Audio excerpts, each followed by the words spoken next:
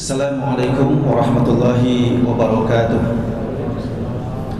Alhamdulillahi rabbil alamin, wassalatu wassalamu ala asyrafil anbiya'i wal mursalin wa ala alihi wa ashabihi ajma'in. Asyhadu an la ilaha illallah wahdahu la syarika lah wa asyhadu anna Muhammadan abduhu wa rasuluh. Allahumma salli ala Muhammad wa ala ali Muhammad kama sallaita ala Ibrahim wa ala ali Ibrahim wa barik ala Muhammad wa ala ali Muhammad kama barakta ala Ibrahim wa ala ali Ibrahim fil alamin innaka Hamidum Majid. Wa ba'du. Kaum muslimin jemaah zuhur Masjid Musdahi yang dirahmati Allah Subhanahu wa taala, marilah kita kembali untuk mengingat nikmat-nikmat Allah dengan mengucap tahmid alhamdulillah karena atas segala izin Allah dan perkenannya kita bisa melaksanakan sholat zuhur berjamaah, dan insyaallah kita sambung dengan upaya kita untuk saling mengingatkan kepada jalan yang hak, jalan kebaikan dan jalan kesabaran. Kemudian salat dan salam mari kita sampaikan kepada Nabi kita Nabi Muhammad Rasulullah sallallahu alaihi wasallam yang dengannya al-Islam sampai ke dalam kehidupan kita dan menjadi bagian yang terus-menerus menuntun kehidupan kita ini sehingga hidup kita menjadi benar, selamat, maslahat, dan juga tentu hidup yang mulia yang diberkahi Allah Subhanahu wa taala. Kaum muslimin jemaah zuhur rahimakumullah, dalam kaitan kita menjalani hidup ini tentu berbagai macam hal kita jalani, dan semua itu sesungguhnya sudah ada di dalam Al-Quran. Jadi hidup manusia itu pada dasarnya adalah kehidupan yang sedang diceritakan oleh Al-Quran. Jadi kita bukan hidup di luar nas Al-Quran, tapi sesungguhnya hidup ini justru ada di dalam nas Al-Quran. Itu sebabnya kenapa Al-Quran harus senantiasa kita baca ya. Jadi kemarin, hari ini, dan yang akan datang, karena dia tidak terikat oleh waktu ya. Itu sebabnya disebut Quran. Kalau qara'a membaca itu bentuknya lampau kemarin. Kalau yaqra'u akan membaca atau sedang membaca ya, sekarang dan yang akan datang.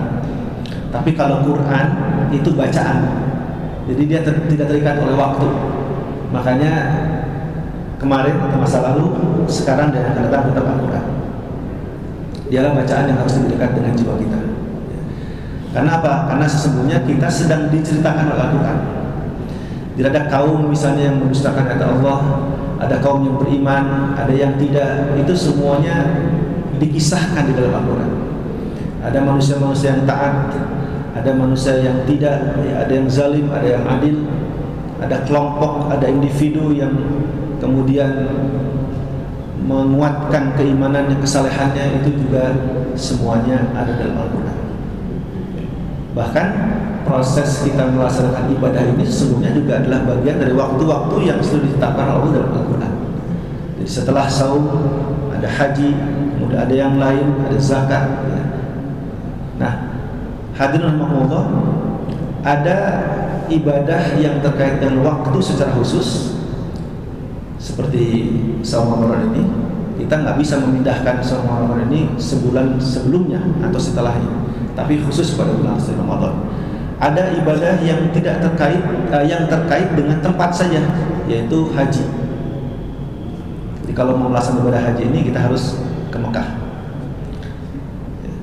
Nah, kalaupun tidak ada, misalnya tidak ada ibadah haji dan puasa, satu-satunya yang akan meneguhkan makna keimanan dan ikatan akidah antara makhluk dengan Khalik itu hanya ada pada sholat. Karena sholat itu dia tidak terikat dalam pengertian secara khusus ya, waktu dan tempatnya. Jadi dimanapun kita bisa melaksanakan ibadah sholat. Nabi bersabda, al-ardu kulluha masjidun ilal maqbarah wal hamam, bahwa bumi ini adalah masjid, kata Nabi, kecuali kuburan dan toilet.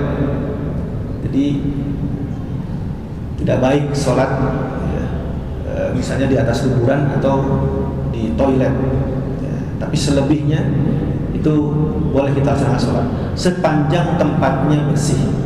Nah, oleh karenanya kalau misalnya masjid itu harus bersih, berarti bumi pun harus bersih, Pak. Oleh karenanya ini sejalan dengan hadis yang lain bahwa ya, at-tuhur syatrul iman, bahwa kebersihan itu adalah bagian dari iman. At-tuhur syatrul iman. Ada ungkapan an-nadhafatu minal iman, tapi itu kemudian oleh para ahli hadis menyatakan bukan hadis katanya. Nah, yang jelas-jelas mengajak kita untuk memperhatikan lingkungan bersih itu adalah at-tuhur syatrul iman. Itu hadis sahih. Jadi bersih, tuhur, suci atau bersih itu bagian dari iman. Nah, oleh karenanya hebat sekali Bapak Ibu, Nabi mengasosiasikan ya, menyamakan bumi ini itu dengan masjid. Nah, oleh karenanya bumi ini harus bersih. Jadi dari sejak awal Islam itu adalah ajaran yang sangat peduli dengan lingkungan, yang sangat peduli dengan lingkungan. Justru kalau kita tidak memperhatikan kebersihan, ya, ini berarti tidak sejalan dengan prinsip-prinsip ajaran Islam. Ya. Oleh karenanya ini harus dimulai dari tahap yang paling sederhana, yang paling khusus ya, pribadi kita sendiri harus bersih, barulah dari pikiran yang bersih, dari tubuh yang bersih, hati yang bersih, ini kemudian bisa kita tularkan bagaimana agar kehidupan ini ya, segala sesuatunya adalah menjadi bersih. Karena dalam melaksanakan ibadah itu, di mana sholat itu menjadi tonggaknya ibadah kita tentang tauhid, karena dia tidak terikat setelah sesuatu waktu ataupun tempat.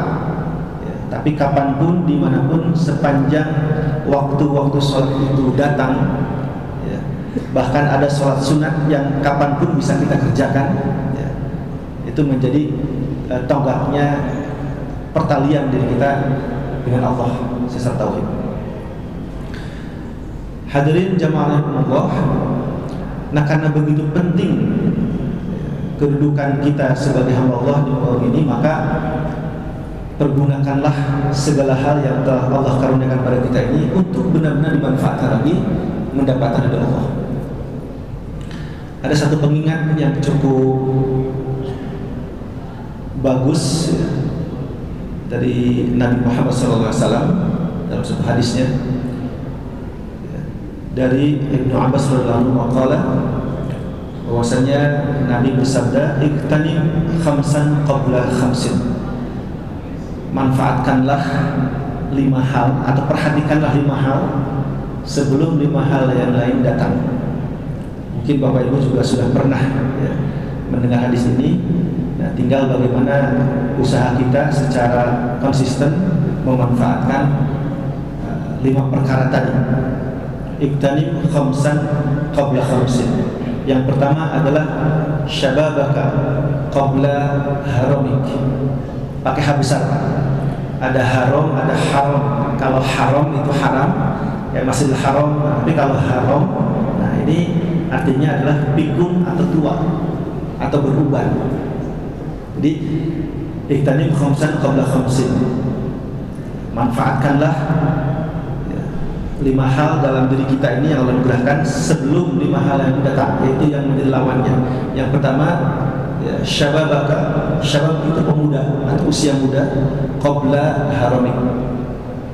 Jadi masa muda sebelum masa tua. Hadirin rahimakumullah, pengertian dewasa itu memang ada ungkapan secara fikih, ada juga yang sifatnya sudut pandangnya ilmu kejiwaan atau psikologi, dan juga ada sudut pandang ilmu sosial. Kalau muda dalam pengertian seseorang itu balik, ya secara fikih adalah laki-laki itu mimpi, kemudian kalau untuk wanita atau perempuan itu adalah masa haid. Tapi ini dengan perkembangan sekarang Bapak Ibu, di mana semua hal itu bisa kita akses dengan mudah dari internet. Jadi kadang-kadang makna kedewasaan itu bergeser. SMP, seorang yang masih pelajar itu sudah begitu banyak tahu ya soal-soal tertentu dalam kaitan dia yang balik gitu ya, seorang yang tahu tentang misalnya masa-masa seksual dan segala macam hubungan gitu. Nah, jadi ini bergeser. Nah, oleh karenanya ini harus dipandu. Makanya yang terkait dengan syababaka qabla haramik, masa mudamu itulah masa di mana kehidupan itu ya, kehidupan yang sangat banyak ujiannya ya, dan terkadang seseorang itu belum bisa menentukan masa depannya. Jadi kalau sekarang ada istilah misalnya quarter life crisis, krisis ya, usia yang menurut para ahli itu adalah usia 18 tahun sampai 30 tahun. Itu masa-masa kita mencari jati diri, Pak. Nah, disinilah pentingnya untuk ilmu itu masuk yang mengarahkan jalan pikiran kita, jalan hati kita, dan jalan amal kita. Seperti doa kita atau ungkapan kita di dalam sholat, di dalam Al-Fatihah ya. Jadi dibuka jalannya Fatihah. Jalan apa? Jalan pikirannya, jalan hatinya, dan juga jalan amalnya, supaya lurus. Ihdinas shiratal mustaqim. Jadi yang pertama adalah syababaka qabla haramik, masa muda ya, karena masa muda itu masa di mana cita-cita kita masih kuat, tenaga juga masih hebat ya, keinginan, keyakinan, semangat, harapan itu masih sangat panjang, sangat banyak. Maka manfaatnya untuk apa? Untuk beribadah. Catatannya adalah gunakan masa muda itu untuk beribadah kepada Allah. Syababaka qabla haramik. Karena pasti berbeda ketika usia muda dengan usia tua. Nah, yang kedua ya, yang harus dimanfaatkan itu adalah waghinaka qabla faqrika. Saat di masa di mana kita lapang dengan berkecukupan ya, atau kekayaan sebelum masa sempit ya, atau miskin. Sebab Bapak Ibu sekalian berbeda ya, pada saat kita sedang dalam keadaan dicukupkan oleh Allah dengan kondisi ketika nikmat-nikmat itu ditahan atau diangkat oleh Allah.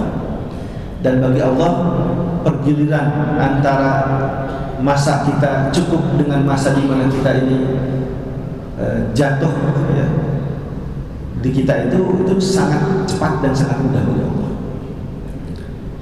Dan apa yang kita lihat, yang kita saksikan, peristiwa-peristiwa secara sosial, baik itu di media maupun yang kita lihat langsung, itu sesungguhnya adalah ayat petunjuk ya, untuk kita kemudian benar-benar memahami, melihat sesungguhnya apakah ya, kekayaan kita ini sudah sesuai dengan apa yang disyariatkan dalam Islam. Apakah kita sudah benar ya, mendapatkannya dan menggunakannya? Karena salah-salah itu kemudian bisa menjadi fitnah untuk kita. Itu sangat mudah. Makanya gunakanlah ya, kaya kita ini, kecukupan kita ini sebelum masa sempit itu datang. Nah, jadi waghinaka qabla faqrika. Kemudian yang ketiga adalah wasihataka qabla saqamika. Masa sehat sebelum datang masa sakit ya, menjadi lawannya. Hadirin rahimakumullah, ibadah itu pada saat ketika kita sehat dengan ketika sakit memang berbeda ya. Karena dari segi fikihnya saja, orang kalau misalnya sholat itu harus sempurna berdiri, nah ketika sakit orang kan duduk ya, orang duduk atau bahkan terlentang. Wudu itu sempurnanya adalah kita bersuci dengan air ya. Tapi karena sakit maka kita tayamum ya. Walaupun Islam itu memang sangat fleksibel, hebat ya, dan memberikan alternatif bagaimana seorang itu bisa beribadah dengan cara-cara fikihnya ya. Tapi yang paling utama adalah bahwa kita manfaatkan masa sehat itu sebelum kita terserang atau diuji sakit oleh Allah. Kapanpun dimanapun. Dan ini yang sering kita lupakan Bapak Ibu. Jadi nikmat sehat itu sering kita lupakan ya. Kita tidak begitu mengingatnya. Tapi kalau kita sudah diuji oleh Allah dengan sakit, nah, barulah di situ kita mengingat nikmat-nikmatnya. Jadi manfaatkan yang ketiga ini, wasihataka qabla saqamika. Kemudian wa faraghaka qabla syughli atau syughli. Manfaatkan pula yang keempat ini adalah masa senggang, masa luang, ada waktu sebelum masa sibukmu datang. Ya. Kadang-kadang kesibukan itu yang datang kepada kita ini kesibukan yang justru sesungguhnya tidak memberikan arti apa-apa untuk kehidupan kita. Ya, seperti seorang yang sangat sibuk begini itu padahal sesungguhnya itu adalah hanya karena kita tidak bisa mengatur waktu saja. Nah, oleh karenanya wa faraghaka qabla syughli. Jadi masing-masing kita ini punya waktu yang sama 24 jam dan manfaatkanlah 24 jam itu untuk benar-benar mendapatkan ridha Allah Subhanahu wa taala. Jadi sukses kita juga memang tergantung pada putaran waktu yang kita gunakan. Dan yang terakhir, kaum muslimin rahimakumullah, yang harus kita manfaatkan, kita ingat ya, baik-baik itu adalah wa hayataka qabla mautik, yaitu di mana kita sekarang masih hidup, diberi kesempatan oleh Allah untuk menikmati dunia ini, ya, manfaatkanlah dengan sungguh-sungguh untuk beribadah, bisa mencari ilmu, bisa melaksanakan ibadah-ibadah mahdhah, bisa bersilaturahim, apapun itu yang penting dasarnya adalah bahwa itu ditujukan untuk semata-mata melaksanakan perintah Allah, maka jadi ibadah. Jadi wahayataka qabla mautik. Hadirin rahimakumullah, ingatlah bahwa usia itu dirahasiakan oleh Allah.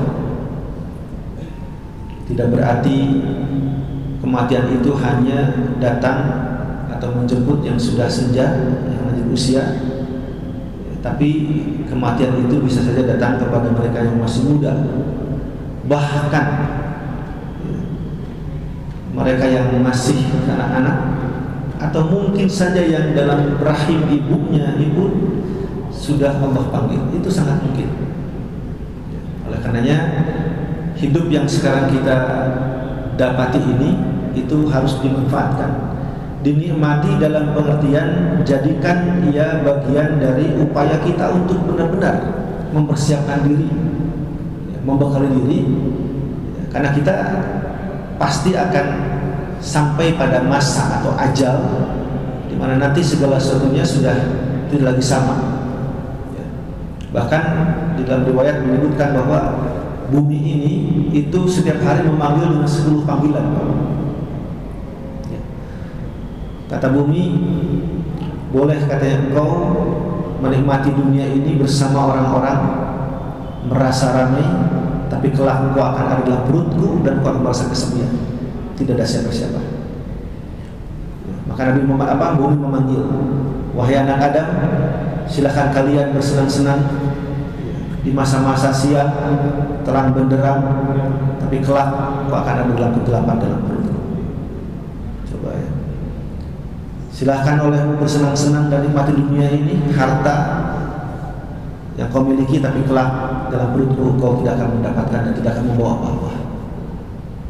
Jadi bumi ini memanggil dengan 10 panggilan pada tiap hari. Cuma kita tidak mendengarnya, itu saja. Seandainya Allah izinkan telinga kita mendengarkan bumi, masya Allah, mungkin tidak ada yang semangat hidup ini, ya. Begitu. Karena begitu takutnya, begitu gentarnya kita mendengar bumi ini sesungguhnya telah selalu memanggil kita. Kalian boleh kata memanfaatkan tubuhmu yang hebat, yang sehat, yang kuat di muka bumi, tapi kelak tubuhmu itu adalah sertakan belatung-belatungnya dalam perutku. Coba. Jadi sudah tidak bermanfaat lagi. Semuanya sudah berbeda. Jadi fase di mana terhentinya amal-amal itu adalah pada saat kita meninggal. Selebihnya adalah tinggal bertanggung jawab. Makanya ada ungkapan doa ya, waj'alil hayata. Jadi jadikanlah hidup kami ini itu adalah tambahan, ziyadatan fi kulli khairin. waj'alil mauta, dan jadikan mati itu, meninggal itu, ya, rahatan min kulli syarr, istirahatku dari segala perbuatan-perbuatan yang buruk. Hadirin rahimakumullah, apa yang akan kita dapati di akhirat itu atau setelah kematian itu adalah sesuatu yang hak.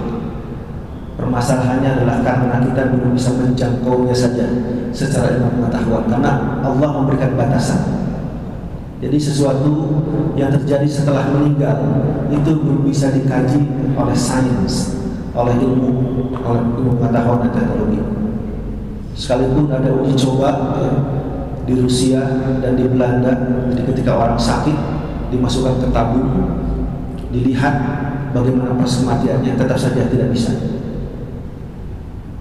Ketika manusia itu diangkat ruhnya oleh malaikat yang diperintahkan oleh Allah, tidak ada satupun yang bisa melihat secara kasat mata bagaimana ruh itu keluar. Demikian juga penelitian para ilmuwan menyimpan kamera di dalam kuburan, tentu saja mereka tidak bisa melihat. Jadi Allah masih tutup itu hal gaib ya. Oleh karenanya, di mana kita bisa dapatkan pengetahuan tentang kehidupan selamanya itu cuma di agama. Agama adalah istilah iman itu harus dimunculkan. Karena yang namanya mati, maut itu berbeda dengan kata wafat. Dalam Quran ada dua istilah menurut sekalian, ada tuwfiya, diwafatkan, dan ada ungkapan maut. Ada juga ajal yang merujuk pada kata bahwa seseorang itu berpisah dari dunia, masuk ke dalam alam selanjutnya. Kalau ajal itu adalah masa waktu, habisnya waktu. Jadi kalau dalam istilah makanan itu ada expirednya ya, gitu. Kadaluarsanya. Semua hal di muka bumi ini, di dunia ini, semuanya ada kadaluarsanya. Mesin ada kadaluarsanya, makanan ada kadaluarsanya, apapun. Nah, jadi ajal, umur manusia pun sama, ada masanya. Kalau baterai itu ada habisnya. Dan itu merupakan keadilan Allah, ilmu Allah. Karena agar manusia mengenal alam yang lain.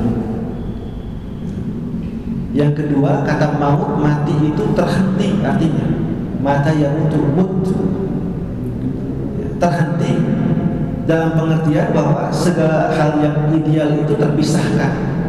Tapi bukan berarti ya, dia dalam pengertian diambil nyawa. Karena ada orang yang tidak punya cita-cita, itu udah mati. Kalau engkau tidak punya tujuan, tidak punya cita-cita, tidak punya harapan, maka engkau mati. Ya. Tapi kalau tuwfiya, wafat, itu artinya berpindah. Ya. Jadi diambil sempurna oleh Allah dan diambil sempurna ya ruhnya dan dikembalikan pada Allah. Jadi dia berpindah. Jadi kematian, wafat itu bukan hilang, bukan kehancuran. Sekalipun secara fisik tubuh kita ini ketika dikubur itu nanti diurai oleh bakteri dan tinggal tengkoraknya saja. Tapi sesungguhnya ruhnya itu dia berpindah, dia hidup, ada. Nah, persoalannya di mana dan seperti apa, itulah yang tadi saya sampaikan bahwa sains belum bisa menjangkau. Sains tidak bisa menjangkaunya.